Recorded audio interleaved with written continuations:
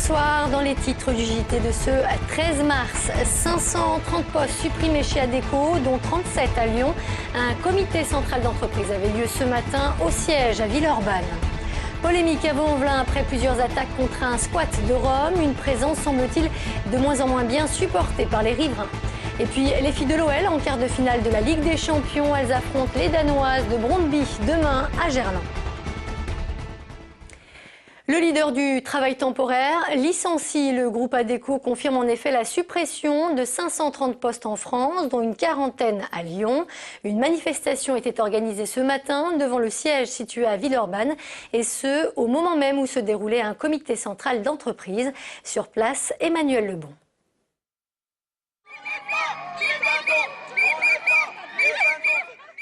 La manifestation se voulait passive mais ferme.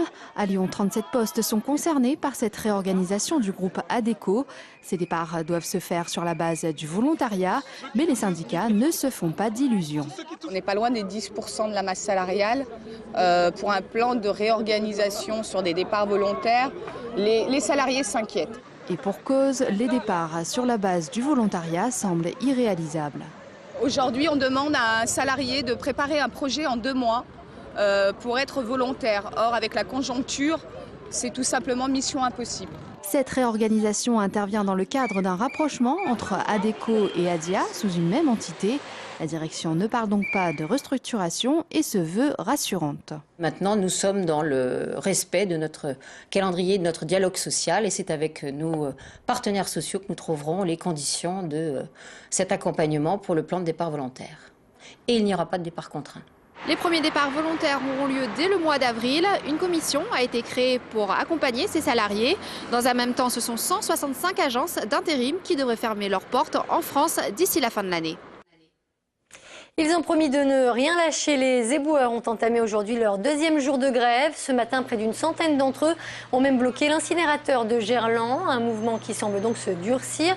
D'autant que les grévistes reprochent aujourd'hui au Grand Lyon de casser la grève en employant des sociétés privées pour assurer la collecte dans les secteurs concernés. Un mouvement spontané des agents ce matin.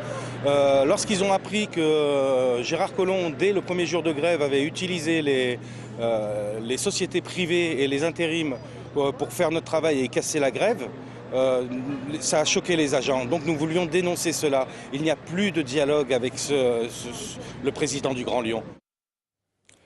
Justice, 2 hommes d'une vingtaine d'années viennent d'être condamnés à 18 et 12 mois de prison pour agression homophobe.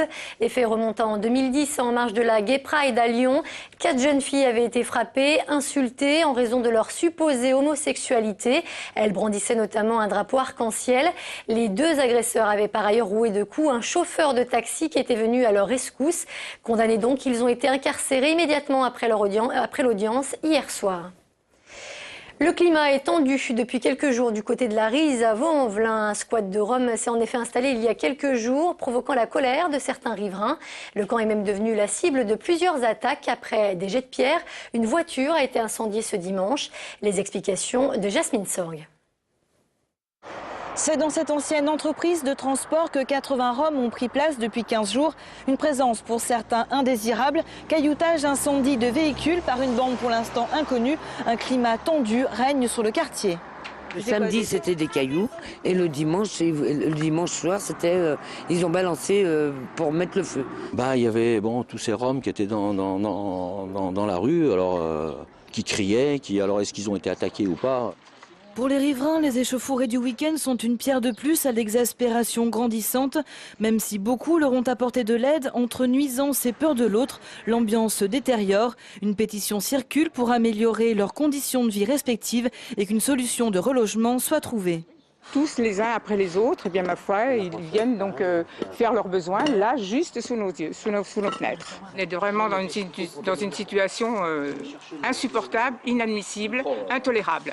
On n'est pas bien content de les voir arriver, mais quand on les voit dans les conditions dans lesquelles ils vivent, je sais pas, une bête, on la laisserait peut-être même pas vivre là-dedans. Alors je sais pas, c'est ce qui fait mal au cœur de voir les enfants quand même comme ça, quoi. Tant qu'ils m'embêtent pas. Je leur envoie rien du tout. Quand je peux, je leur donne ce que je peux donner, puis autrement c'est tout. Le maire n'a pour l'heure pas répondu à nos appels. Grand Lyon Habitat, propriétaire des lieux, a lancé une procédure d'expulsion pour y bâtir des logements sociaux. Les Roms, de toute façon, sont condamnés à une nouvelle errance. Ils se sont rassemblés devant le consulat du Maroc pour demander la libération d'El Mustafa Naïm. Cet habitant de Grigny est incarcéré depuis près d'un an et demi à la prison d'Oukacha à Casablanca. Selon sa famille, il aurait été arrêté sans raison à Algeciras alors qu'il rentrait de vacances au Maroc. Mis en examen 10 jours plus tard pour trafic de stupéfiants, il a été condamné il y a quelques semaines à 8 ans de prison. Son comité de soutien a porté plainte pour enlèvement. Pendant les 10 jours de sa disparition, on lui a parlé de faits relatifs, il l'a compris en tout cas, relatifs à des questions de terrorisme. Et à l'issue de ces 10 jours, on lui a parlé subitement de trafic de stupéfiants. Il était mis en examen, incarcéré dans ce cadre-là. Il avait les larmes aux yeux quand il me racontait ça, parce que ça sentait qu'il limite, il pleurait. Il me disait on m'a torturé, on m'a frappé, on m'a électrocuté. Pendant 10 jours, il a ramassé que des coups. Il me semble quand même qu'on doit avoir des explications sur cette disparition initiale, bien avant qu'il soit jugé pour un dossier dans lequel il clame son innocence. Santé, la technique va sans doute changer la vie de nombreuses femmes souffrant de ménorragie, autrement dit, souffrant de règles douloureuses. L'hôpital de la Croix-Rousse teste en effet depuis plusieurs mois la thermocoagulation, un traitement innovant qui permet notamment d'éviter une ablation de l'utérus. Jusqu'à présent, seule solution proposée, une technique qui enregistre déjà 90% de réussite.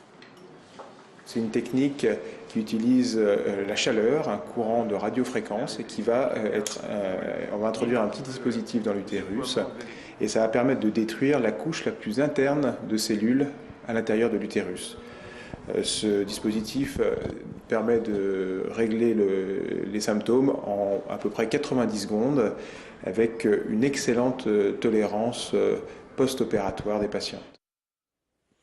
En football, si vous souhaitez voir l'OL en quart de finale de la Ligue des Champions, eh bien c'est du côté des filles qu'il faut regarder. Championnes d'Europe en titre, les Lyonnaises disputent demain soir leur match aller à Gerland. Face à elles, les Danoises de Brøndby. Les précisions de Jean-Marc Roffa. Décontractées mais très motivées, les filles de l'OL attendent de pied ferme leurs adversaires danoises de Brøndby. Elles savent qu'elles doivent gagner mercredi à Gerland pour avoir un espoir de se qualifier en demi-finale de la Ligue des Champions. Moi, je suis suédoise, alors c'est une équipe danoise. Je les connais un petit peu.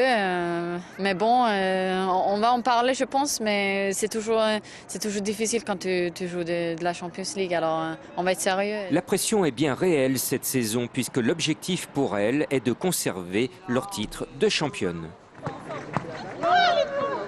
Bon, il y a toujours un petit peu de pression parce qu'on détient le trophée, on veut aller jusqu'au bout, on veut gagner une deuxième Ligue des Champions. Bon, c'est sûr que il y a une certaine pression parce que il faut faire la différence à domicile pour partir à Brøndby peut-être avec un avantage et pouvoir se qualifier peut-être un peu moins dans la douleur.